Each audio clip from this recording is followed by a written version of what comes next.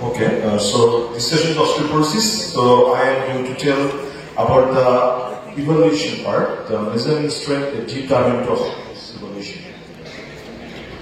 So first, I like to overview my topics like overview the osteoporosis definitions, clinical manifestations, diagnosis, screening, risk factors, some talk about BMI fracts, evaluation in the perspective to postmenopausal women, premenopausal and men, and evaluation of osteoporosis in case of CKD, DXS scan with some error reports, case-based discussion, and taking message. So definition, osteoporosis is a common disease that is characterized by low bone mass, microarticular disruption, and skeletal fragility resulting in an increased risk of fracture. So, in the osteoporosis, why postmenopausal osteoporosis is most important? The osteoporosis, the fragility fracture are the primary complications of osteoporosis. About 1/3 of women and 1/5 of all men suffer fracture sometimes in their life.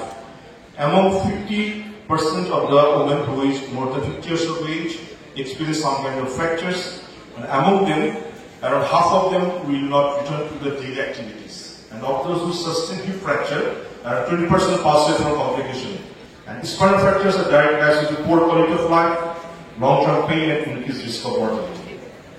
So there is a prediction that parallel osteoporosis is related to fracture is increasing day by day and is predicted to increase by 2 to 3-fold by 2050.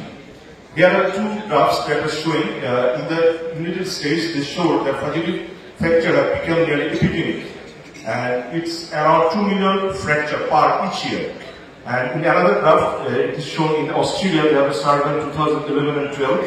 They have shown that the females are more prone to fracture in comparison to male, and it is shown that at the age of 50 to 59, around 6%, and lower 80 is around 30, more than 30%.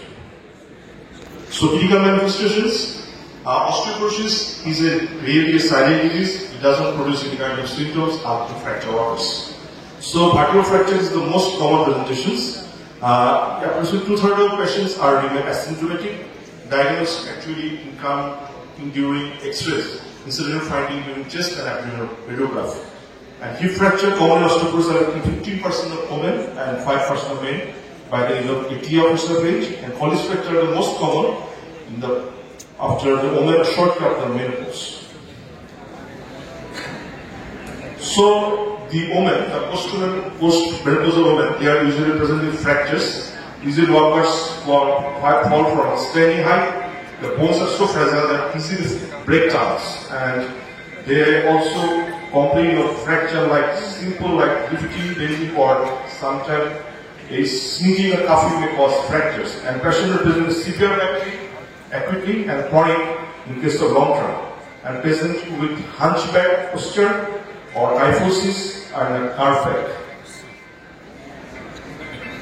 So diagnosis is made when you meet any of the following criteria. If first one is fragility fracture, and the second one is if the T-score is less than 2.5 at the number spine femoral neck or total hip or distal radius in the DEXA scan, and T-score is within the -1 to -2.5 with elevated risk of fracture is determined by quantitative threshold using the all-in fracts. In United States, they studied and they shown that if the cranial fracture is estimated that more than 20% for major osteoporotic fracture and then more than 3% risk of hip fracture, it remains significant. So diagnosis by BMT measurement, we have already shown that if the score is more than -2.5 and standard deviation below the young adult female, she will diagnose osteoporosis. So within the -1 to 2.5, it is osteopenia, and if there is severe, then we can see that the measurement will be less than 2.5, and that will be a fracture. There will be one or more fragility fracture. In the picture, we can show that there is a anterior fracture in the vertebra. There are many kinds of fractures in the vertebra, like crush fracture, bus fracture, different kinds of fracture occur in the vertebra due to osteoporosis. In postmenopausal women, there is shown that there is a patient may present with hip fracture. These diagnoses all the same, like that was shown before. But in case of if the DXA scan is less than 1 to less than 2.5, is there a high risk of fracture? Then patient is diagnosed with osteoporosis. If the score is within the 1 minus 1 to 2.5, then there will be low BMT like osteopenia. So screening, moving to screening actually. The screening risk involves after predicting history and visual examination, assess the for risk factor and measurement of bone mineral density. Assessing risk factors for fracture in overall, especially post-menopausal men over 50 years of age, any individual, if anybody experiences any kind of fragile fracture, she would need to be screened. So, in which age usually you should screen? The National Osteoporosis Foundation recommendation that if your woman is 65 or more, male is 70 years or more, postmenopausal women and men over more than 50 years with any kind of risk factor like premature menopause, rheumatoid arthritis, then and they know if there is a history of fracture, then that person should be screened with BMT. There the risk factor that's shown in the different studies like advanced stage, previous fracture, long-term rheumatoid therapy, low body mass, waist, the parental history of hip fracture, cigarette smoking, excess alcohol. These are the risk factors independent of BMT, which will predict the future risk of fracture. Among these fracture risk factors, advanced stage and previous fractures is the most important one. So what is BMT? Now some talk about BMT. The BMT actually measures the bone mineral density and it plays a role in the diagnosis and management. The results are presented in the BMT like three things that are shown, like it can be measured implicitly gram per centimeter square, Z square, the number of standard deviation above or below the mean for patient age 6 matched person, and T score, the number of standard deviation above or below the mean for an adult healthy 30-year-old adult. So Z score, age matched 6 percentage compared to standard deviation above or below, and T score in the healthy adult 30-year-old. There is an important consideration that we should do during BMT. If the patient is like more than 50 years of postmenopausal men, then there is a aortic calcification and there is a maybe change of lumbar spondylosis and degenerative change. So we have to consider this thing because sometimes BMT of the lumbar is fine, we give high result, so we need extra correlation. So these are the scores shown by the BMT, which is thing that I already mentioned. This part is important. I think that in our country, this report is lacking in the BMT reports, that vertebral fracture risk assessment. It is done in the same time when the DXA scan is done. They're using a specific software to assess the fracture, risk fracture of the vertebra, because in many times the vertebral fractures are asymptomatic. That cannot be detected by the normal DXA scan. So, if we can incorporate the vertebral fracture assessment, we can especially predict how much increase of future risk. These BMT recommendations is if T score is less than 1 to 2.4 and age more than 70, height plus more than 1.5 inch, if patient have back pain or kyphosis, or if T score is minus 1 to 2.4 with 2 or more risk factor like age 60 to 69 years, height loss 2 to 4 centimeter, non-vertebral fracture, and secondary osteoporosis is the cause. If we cannot do the BMT fracture assessment, actually, then we can go for thoracic lumbar access. CT or MRI have been used as alternative to evaluating the spinal risk. So some talk about the fracts.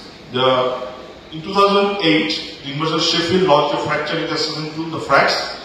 So using the FRAX, we can predict the 10-year risk of fracture by some factors, the 12 factors that we consider for assessing the fracture risk assessment.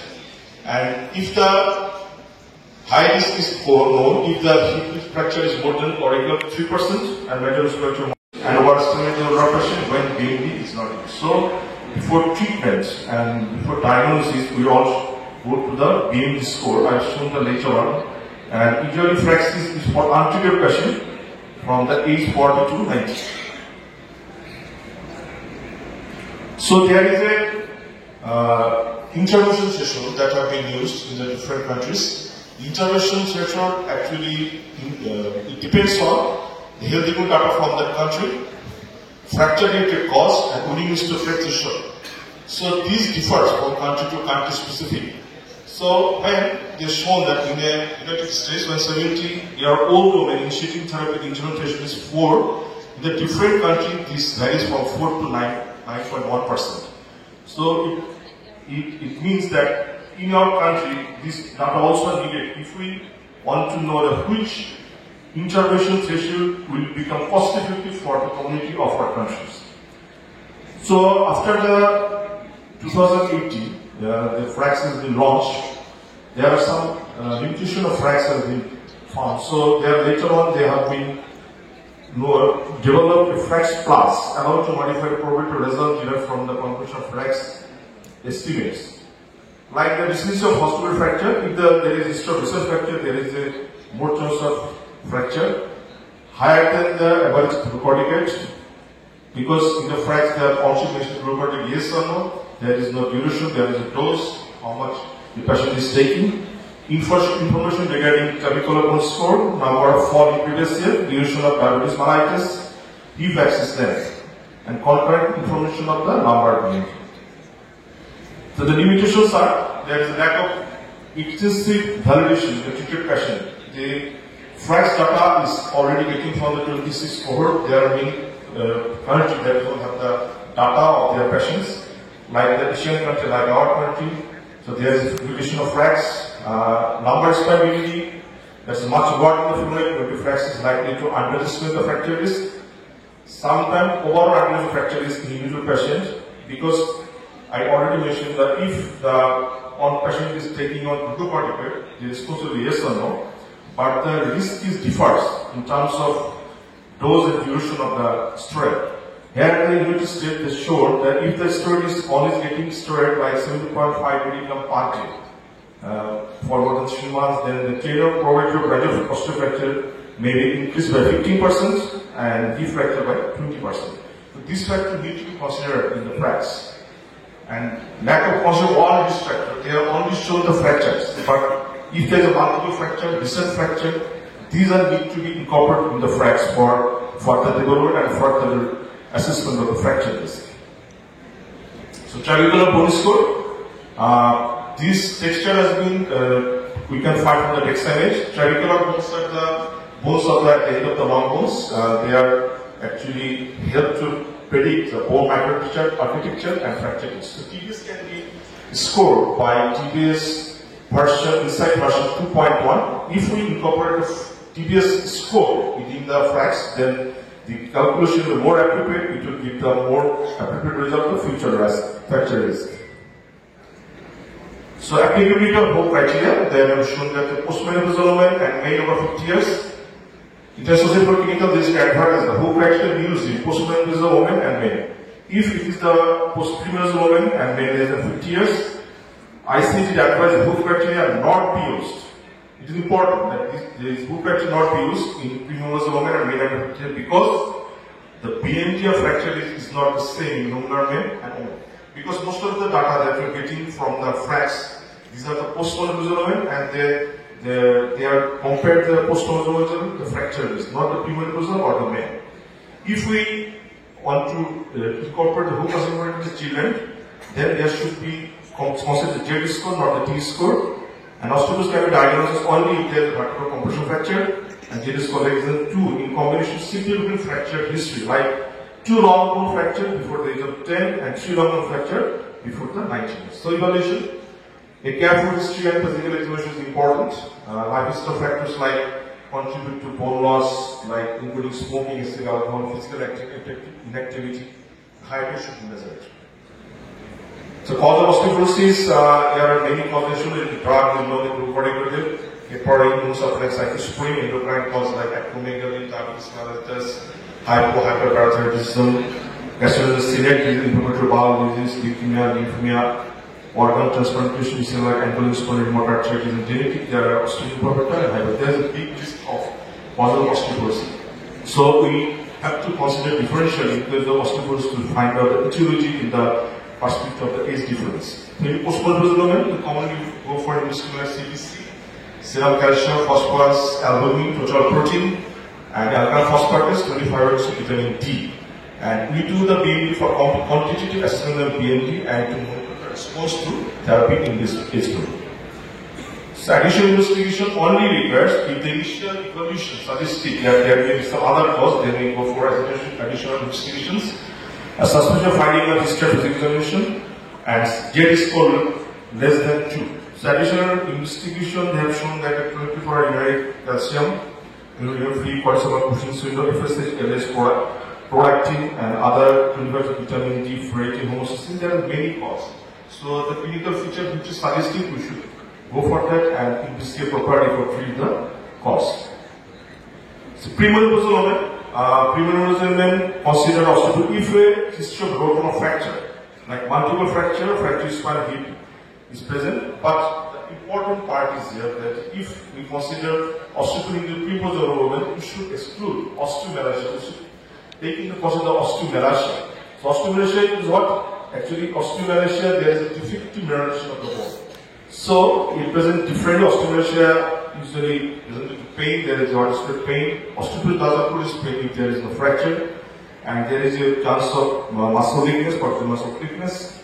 And we can see the osteomalacia patients are usually present with the pseudo fractures, and the osteomalacia patient present with the fractures. And if we go for lab findings, the lab findings are usually normal in case of osteoporosis. If it is osteomalacia, there is a calcium phosphorus low and the alkaline phosphorus will be increased.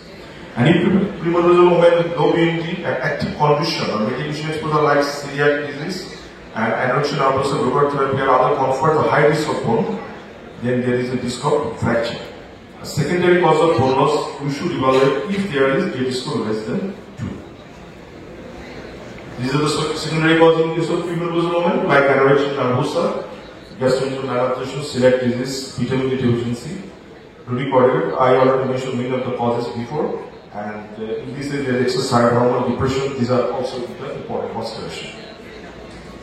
So, osteoporosis for men, as I mentioned earlier, there is no clinical manifestation, and vertebral fracture is the main manifestation, and distant period of future clinical symptomatic fracture. So, hip fracture most devastating causes osteoporosis. A history of critical exam which may provide an explanation for low bone density like hypotension or glucose excess. This should be evaluated in case of osteoporosis in men.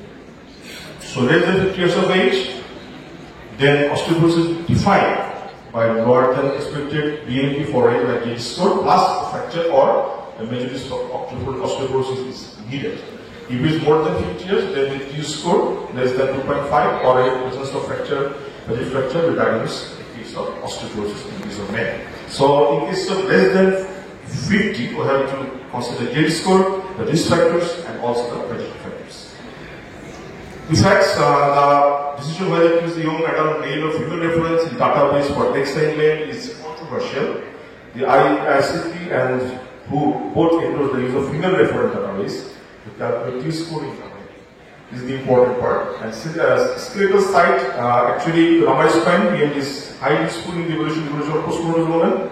The men are more likely to degenerate in the lumbar spine, so they may give the false positive result. So it's better to assess the other part like hip. So investigation, CBC, LGBT, creatinine, serum testosterone, that I have already mentioned before investigation, and suspicious finding on the examination, physical history, and if there are unexplained bone loss, these were the additional laboratory tests need to be done. This is like cortisol, FSH, LS prolactin, ESR, other factors like homocysteine, explained vascular plant, like different causes. According to history, the examination will do. So this part is important that if there is osteoporosis in CKD, how to assess that? If the GFR is more than 30 to 60, the T score is another fragile fracture, we can diagnose osteoporosis. But if the GFR is less than 30, then we should consider there is CKD in baby.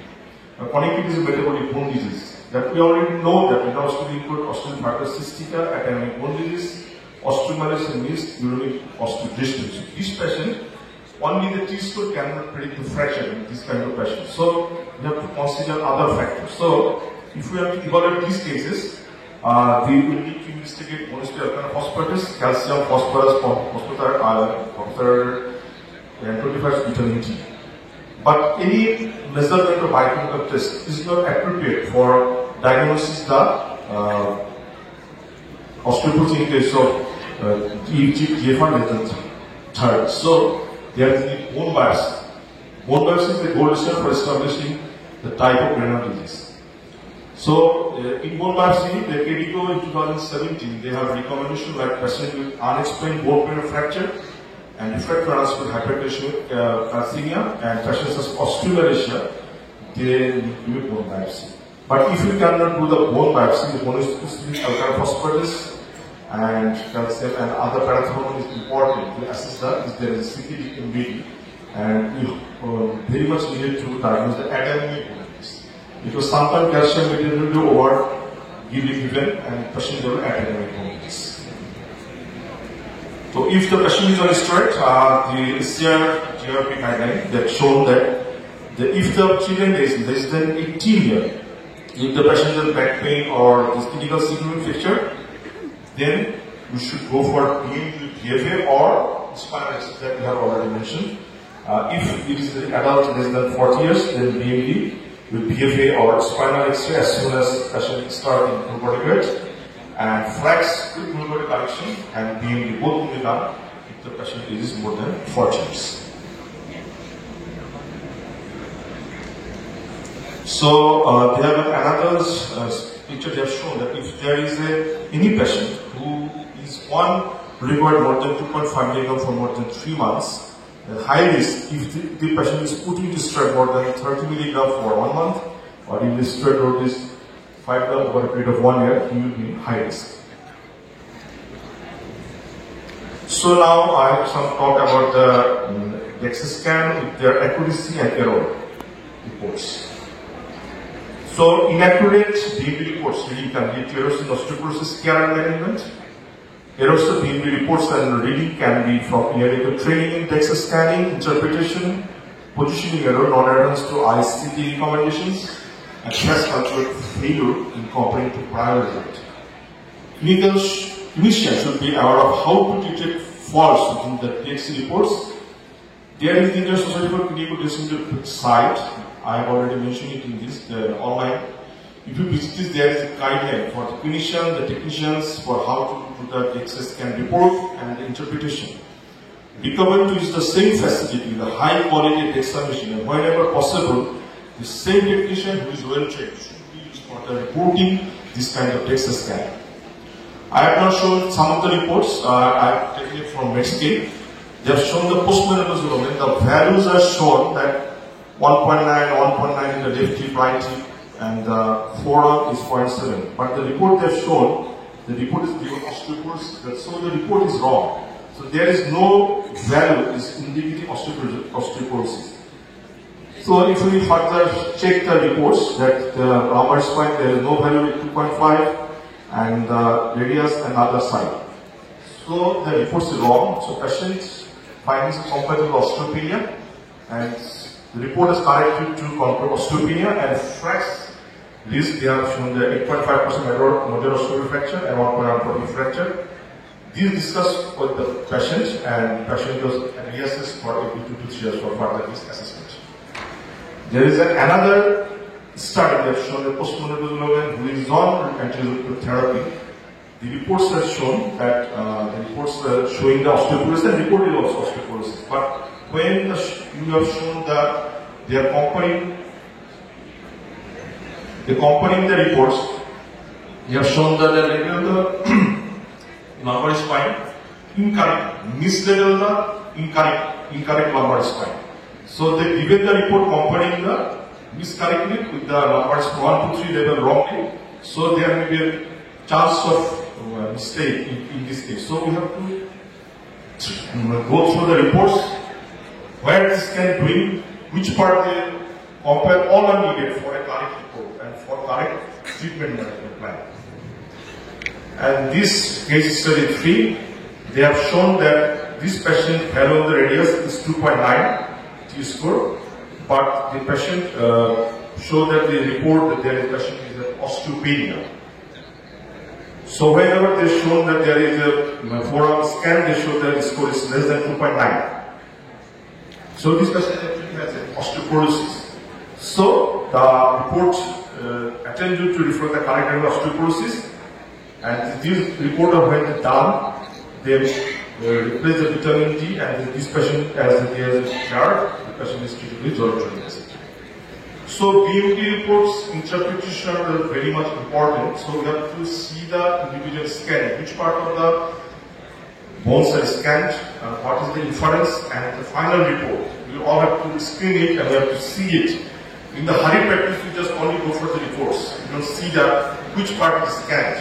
This is very important. And also, I think in our country, the FRAX need to be incorporated in the BMG report. And if the previous report is available, then it will be a comparison for actually assessing the treatment and whether you should go for the same treatment or the treatment change is required. Now I just share 3 of our cases. This patient, 24-hour patient with psoriasis or arthritis, patient presented for 16 years, has been treated with different NSAID, intakes of prolonged described at variable dose.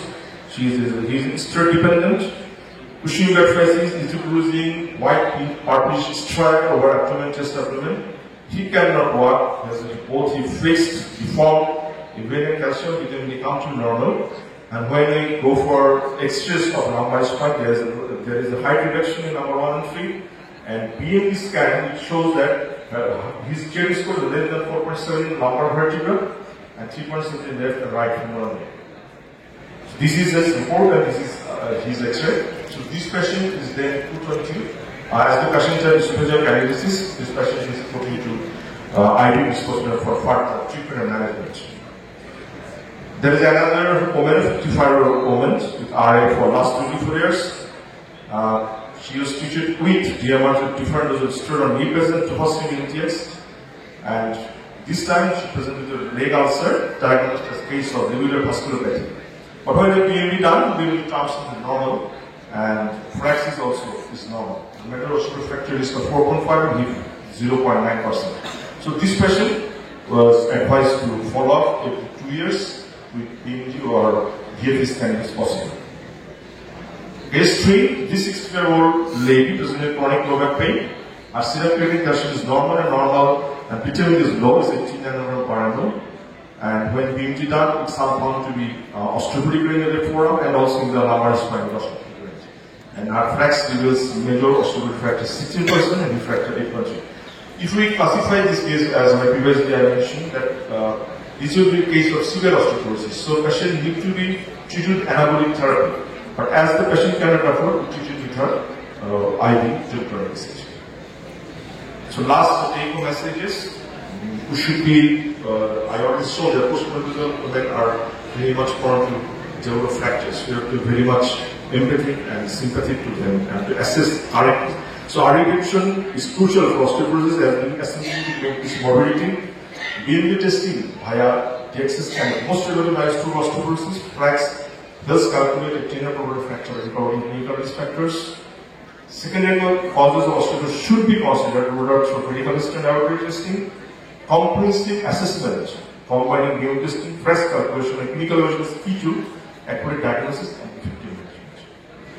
So tomorrow will be the osteoporosis day, and this year the slogan is for osteoporosis day, say no to facial bone. So, Bhungur Harke Naburi. Thank you very much.